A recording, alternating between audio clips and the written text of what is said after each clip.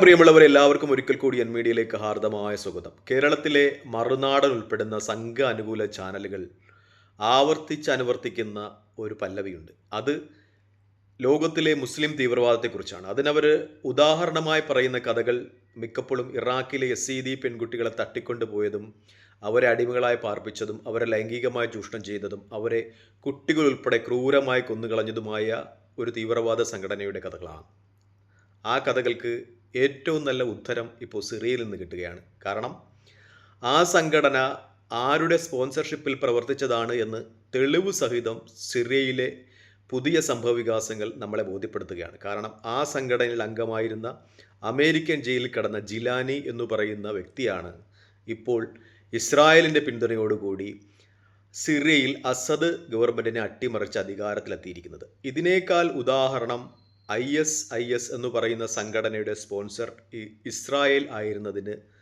ഇസ്രായേലാണ് എന്നതിന് വേറൊരു ഉദാഹരണം ലഭിക്കുകയില്ല. അത്രയ്ക്കും ശക്തമായ ഉദാഹരണമാണ് സിറിയയിൽ സംഭവിച്ചിരിക്കുന്നത്. കാരണം ഇസ്രായേൽ ഏറ്റവും പ്രതിരോധത്തിലായിരുന്ന സന്ദർഭത്തിൽ ഇറാൻ സിറിയ വഴി ഇസ്രായേലിനെ ഒരു കരസേന ആക്രമണത്തിന് വിധേയമാക്കും എന്ന അറിയിപ്പ് ലോകത്തിൻ്റെ വിവിധ ഭാഗങ്ങളിൽ നിന്ന് ചില ഇൻ്റലിജൻസ് ഏജൻസികൾ നൽകിയ അവസരത്തിൽ, കാരണം ഒരിക്കലും ഒരു ഡയറക്റ്റ് കരയുദ്ധത്തിൽ ഇസ്രായേലിന് ഇറാനെതിരെ പിടിച്ചു നിൽക്കുവാൻ കഴിയില്ല.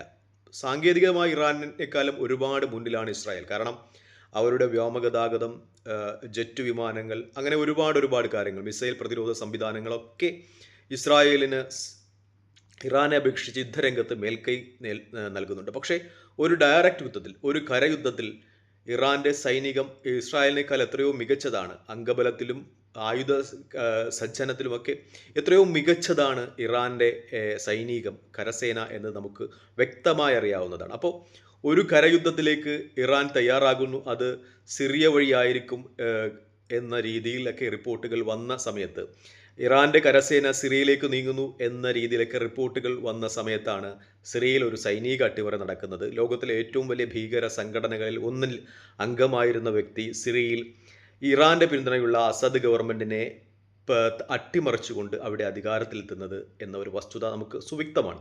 അപ്പോൾ തന്നെ നമുക്ക് മനസ്സിലാകും ഇറാഖിലും അതുപോലെയുള്ള പ്രദേശങ്ങളിലും ക്രൂരമായ മനുഷ്യവേട്ട നടത്തിയ യസീദി പെൺകുട്ടികളെ തട്ടിക്കൊണ്ടുപോയി ബലാത്സംഗം ചെയ്ത് അവരെ അടിമച്ചന്തയിൽ വിറ്റ് അവരെ ലൈംഗിക അടിമകളാക്കി വെച്ച ഒരു ഭീകരവാദ സംഘടനയുടെ സ്പോൺസർ ആര് എന്ന് സിറിയയിലെ സംഭവവികാസങ്ങൾ നമ്മളെ ബോധ്യപ്പെടുത്തി തരികയാണ്. ഇത്തരം തീവ്രവാദ പ്രവർത്തനങ്ങൾ, ISൻ്റേതുൾപ്പെടെ തീവ്രവാദ പ്രവർത്തനങ്ങൾ ഇസ്ലാമിൻ്റെ മേലിൽ കെട്ടിവെക്കുവാൻ നടക്കുന്ന ഗൂഢശ്രമങ്ങൾക്ക് പിന്നിൽ ഇസ്രായേലിനെ പിന്തുണയ്ക്കുന്ന സയണിസ്റ്റ് മനോഭാവമുള്ള വ്യക്തികളും മാധ്യമങ്ങളും തന്നെയാണെന്നതിന് ഇതിൽ പുറം തെളിവ് വേറെ എവിടെ നിന്നും ലഭിക്കുകയില്ല. കാരണം ലോകത്തൊരു മുസ്ലിം രാജ്യവും ലോകത്തൊരു മുസ്ലിം ഭരണകൂടവും യസീദികൾക്കെതിരായ മനുഷ്യക്കൊലപാതകങ്ങളെ, വേട്ടകളെ, യസീദി പെൺകുട്ടികളുടെ നേരെയുള്ള ബലാത്സംഗ ശ്രമങ്ങളെ ഒന്നും അനുകൂലിച്ചിട്ടില്ല, ഒട്ടും പ്രോത്സാഹിപ്പിച്ചിട്ടുമില്ല. ഇപ്പോൾ സിറിയയിൽ ചരിത്രം നമ്മളെ വ്യക്തമാക്കി തരികയാണ്, നമ്മുടെ കണ്ണുകൾക്ക് മേൽ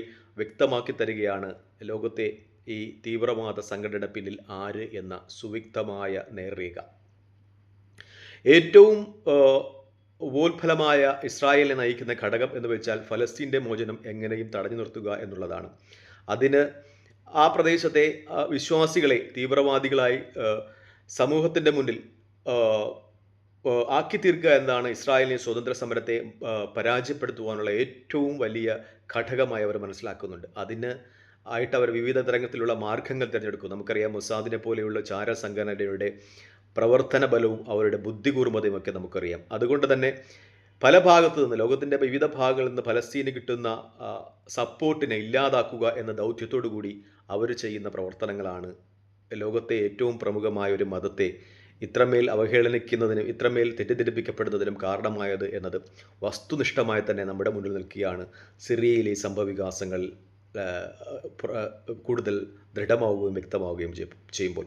പക്ഷേ ഇതൊക്കെ അതിജീവിച്ച് ഫലസ്തീൻ എന്ന് പറയുന്ന രാജ്യം അത് സ്വതന്ത്രമാകും എന്ന് തന്നെയാണ് നമ്മുടെ വിശ്വാസവും പ്രാർത്ഥനയും. കാരണം എത്രമേൽ ക്രൂരവും എത്രമേൽ സുശക്തവുമായ അടിച്ചമർത്തൽ ഉണ്ടായാലും അതിനെയൊക്കെ അതിജീവിച്ച് ദൃശ്യനാട്യമുള്ള ജനത വിജയിക്കുന്നത് ചരിത്രത്തിൽ നമുക്ക് അങ്ങോളം ഇങ്ങോളം കാണുവാൻ കഴിയും. പ്രത്യേകിച്ചും വിയറ്റ്നാമിൽ ലോകത്തെ ഏറ്റവും വലിയ സൈനിക ശക്തി ഉണ്ടായിരുന്ന അമേരിക്കയെ അട്ടിമറിച്ച് വിയറ്റ്നാമി ജനത വിജയം നേടിയിട്ടുണ്ടെങ്കിൽ അത് അവരുടെ ദൃഢനിശ്ചയത്തിന്, അവരുടെ ആത്മാഭിമാനത്തിൻ്റെ വിജയമായി തന്നെ വിലയിരുത്തപ്പെടുകയാണ്. അന്നും അവിടെ അമേരിക്കൻ പട്ടാളക്കാർ വളരെ കുറച്ചായിരുന്നു മരണപ്പെട്ടിരുന്നത്.